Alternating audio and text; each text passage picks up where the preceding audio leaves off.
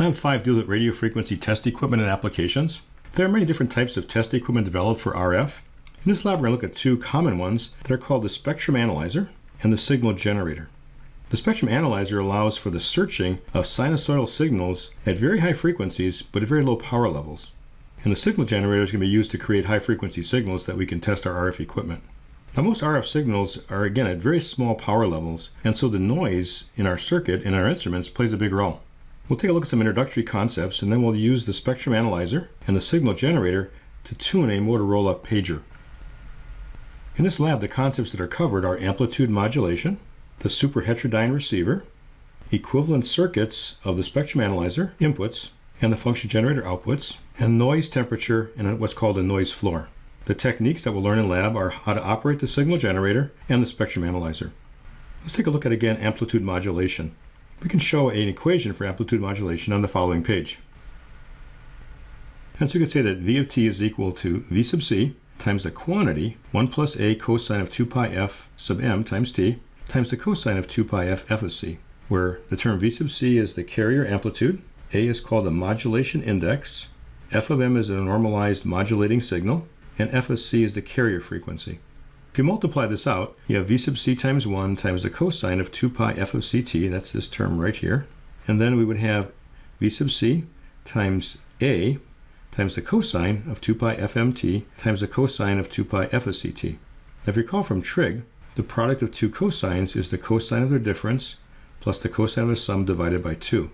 So again, multiplying this out, we'd have a V sub c times a, then we have a half over here, and then the cosine of the difference and the cosine of the sum. And we can use this sum and difference to be able to detect things like we did with the AM radio. Now let's sketch this versus frequency. In fact, it's probably easier to look at this equation. The term cosine 2 pi f of mt is going to be between plus 1 and minus 1. So the largest this quantity here can be is 1 plus a times V sub c. That's again multiplying this carrier frequency's cosine. And then when this is a minus, it's going to be 1 minus a times V sub c. And that'd be the minimum value. So this forms an envelope, multiplying the carrier cosine frequency when it's positive, but also when it's negative. And we saw this in the AM radio that we had this envelope on the top and the bottom. In lab, we have an HP8657B RF signal generator, and this is used to create continuous sine waves, something that's called just CW waves. And the generator can go down to 100 kilohertz and up to 2.06 gigahertz, but can resolve in 1 hertz increments. So the display will have a lot of digits on it. And the power output is into a 50 ohm load. And voltage is ranging from minus 143.5 dBm to 13 dBm. I'll explain what dBm is on the next page, but that corresponds to about 15 nanovolts RMS to 1 volt RMS. And the equivalent circuit for our function generator is just 50 ohms with our signal that's being generated. Now in lab, we're going to use an HP8591E spectrum analyzer. Spectrum analyzers measure amplitudes and frequencies of electrical signals. Basically, it shows the Fourier series of a time signal that's being measured.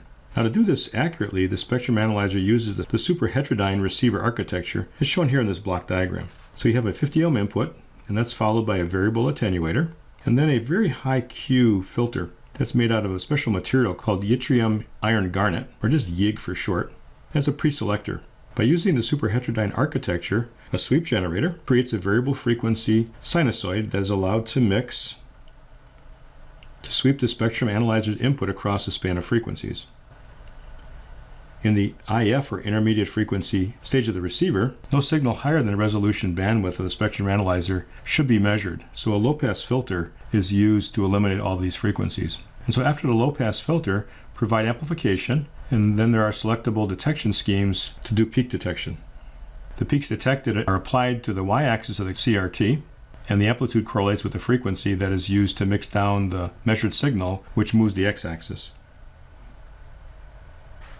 You can find all this in the paragraphs below. The spectrum analyzer is going to measure power of a signal into a 50 ohm load. Most of the time, the unit that's displayed is dBm, and this is the power of the signal with respect to a 1 milliwatt reference in dB. And this is the formula for calculating dBm. It's 10 log base 10 of the power in watts divided by 1 milliwatt. Now most of the signals we're measuring are smaller than 1 milliwatt, so we'll actually have a negative value for dBm. But by doing this division, we're making the number larger in magnitude. Now the spectrum analyzer has a reference value that's located at the top of the screen. and then all signals appear with respect to this reference. So in this particular picture, the reference signal is minus 40 dBm, and then we're measuring at 10 dB per division, which is stated right over here. This particular measurement was at 50 megahertz, and the value was minus 40 minus 10 dBm, or minus 50 dBm. And what does that correspond to in terms of power? So just take in equation 5, minus 50 dBm is equal to 10 log of power divided by 1 milliwatt. So divide by 10 and raise both sides to the power of 10. And so we'll have 10 to the minus 50 over 10. And then this side of the equation, 10 raised to the log, is just the argument of the power over 1 milliwatt. Cross multiply by this, and then you wind up getting 10 to the minus 3 times 10 to the minus fifth, and that corresponds to 10 nanowatts. So there was only 10 nanowatts being dissipated in the 50 ohm input resistance of the spectrum analyzer, and we're able to see that signal at 50 megahertz. Our spectrum analyzer can look at a range of signals that have a large variation in amplitude. But as the signals become weaker, the noise of the instrument can be our limiting factor as to what we can measure. So one way to quantify this noise by looking at how a resistance creates noise. We'll see later in the course that the noise created by a resistor is given by this equation, 4 times K times TB, where K is Boltzmann's constant, T is the temperature in degrees Kelvin, and B is the noise bandwidth in hertz. What we're going to be doing is model the entire instrument by a single resistor at a given temperature. The temperature can be quite high, and it's going to mimic effectively all the noise created within the instrument. It allows us to do some interesting calculations. Now, by reducing the noise bandwidth, we'll decrease the noise power in what's called the noise floor, which is the smallest thing that we can measure. In our super heterodyne receiver, the frequency's bandwidth is controlled by the IF stage. Spectrum analyzers have an adjustable IF bandwidth called its resolution bandwidth. Let's take a look at the next page with figure 5 to show you how signals are detected. This figure is illustrating the effects of resolution bandwidth on detection of noise. So suppose you have two signals that are very close to each other, call them F1 and F2, and we set a resolution bandwidth to be fairly narrow, then we can detect one of the two frequencies. But if you didn't set it narrow enough, you would actually just see a curve on the screen which would actually have both frequencies inside it, so we couldn't distinguish between F1 and F2. Now, why would you ever do something like this? Well, it takes longer for the spectrum analyzer to produce this result, so the trade-off is response time. You can wait an awfully long time to get this very narrow curve.